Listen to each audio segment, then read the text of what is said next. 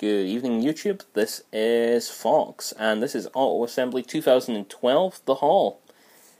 It's all over once again for another year, and this is the obligatory video where we show you everything that we got. I actually have overran this video twice in time limit, so I'm trying to try and keep this very trim. Start you off with the lithographs every attendee got, and I'll swap you straight away to the haul. This is not all of mine. I'm not that greedy just yet. And many of it belongs to Jasmine as well as non-attendees. We have Mal and Alistair.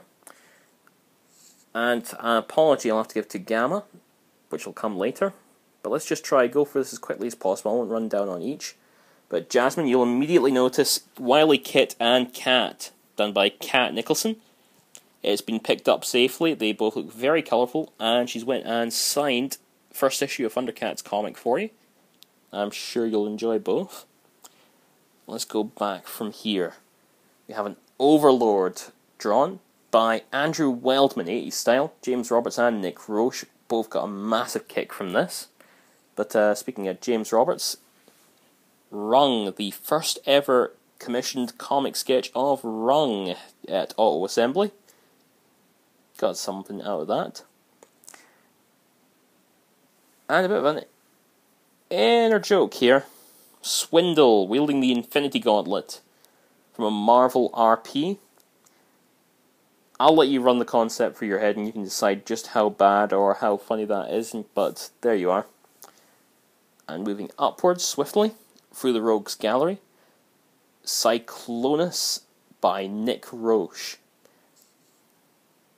Very much digging the look. Transmetal Ravage from Beast Wars. Believe it or not, actually used in IDW's The Gathering comic. Go have a look. And one Ravage to another. Glit, the drunken Decepticon medic from the very horrible and horrific Kiss Player series, but Jasmine loves him, so what the hell. Another cat, literally, cat, Krista, from the Lou Scannon comics by Chris Carter. Bit of a Brit sci-fi comedy, not one for kids. And being feline, Jasmine seems instantly attracted to her, so there you are. Enjoyed. We're coming towards the end of the art, but there's still a few more. Another one from Kat Nicholson, First Aid, along with a little First Aid toy. More than Meet the Eye fans can guess where this comes from, but I think I prefer this to First Aid using a gun. Zap Attack. And Kat's partner, Jason, took to Movie Lockdown. He's got an awesome movie style. It's also G1 if you want to go by IDW. And you might notice something poking in the left of the screen. This is the More Than Meets the Eye print. Most of the entire main cast all shown here. You can have a look. This one is to Ali. I really want this for myself, but I'm not going to be able to keep it. God, I love this. And one last piece of art, and it's not belonging to any of the artists on the gallery. It is Jasmine herself. This has not been put up on the web, as Jasmine's been in hospital for a while and nowhere near a scanner. So it was sent over here, and suitably signed by James himself. Once again, a bit happy just to see some retention for Rung. Let's have a look now. We'll go back up. 4 minutes in. I'd like to get started on the comics. Cybertronian Times. One half Robots in Disguise, one half More Than Meets the Eye. Both pretty fun. I'm sure it'll be leaked onto the internet soon. Although I will not be taking part in that.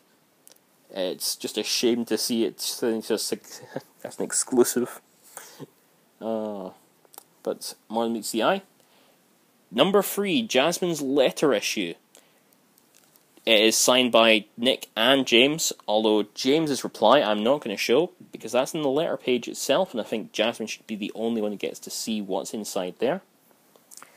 Regeneration 1. 1 for me, 1 for Jasmine. And Jasmine's got her own story for this, Regeneration 1, the free copy, that had to go to IDW herself to get. there's a story there I won't go into. Autocracy. One for me and one for Ali, both signed by Livio in his first Auto Assembly appearance. Now, last comic really up here is the Iacon Independent, just like a gag one, given away free for attendees. Now, up here, More Than Meets the Eye, first trade paper. And Last Stand of the Wreckers. This is the time for the apology now, I'm sorry about this. I was supposed to get Michael Bell to sign for Gamma because he's a big Swoop fan. Unfortunately, Michael had to leave due to circumstances unforeseen. I could only ask him to sign this for myself. And the reason I'm showing you this signature is because it is the most of the creative team. We have Nick Roche, along with Sketch of Iron Fist, James Roberts, Andrew Wildman. He did do some art in the back of this, so I'm counting it. He's in there. And Chris Carter, he went and signed his help with a strip, doing colours.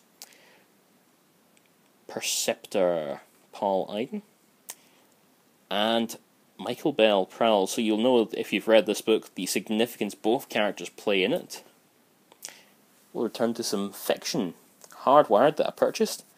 And Transformers Legends, signed by Simon Furman, containing his Beast Wars story that I would love to have seen made into an actual episode, but sadly not.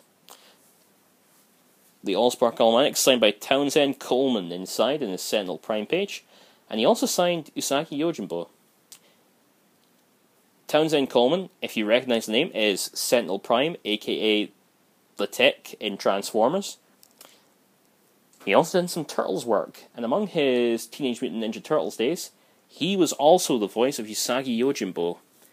The special thing about this book, however, is along with his signature now that's supplied here, you also have Stan Sakai himself. So I've got the voice and the creator of Usagi in here.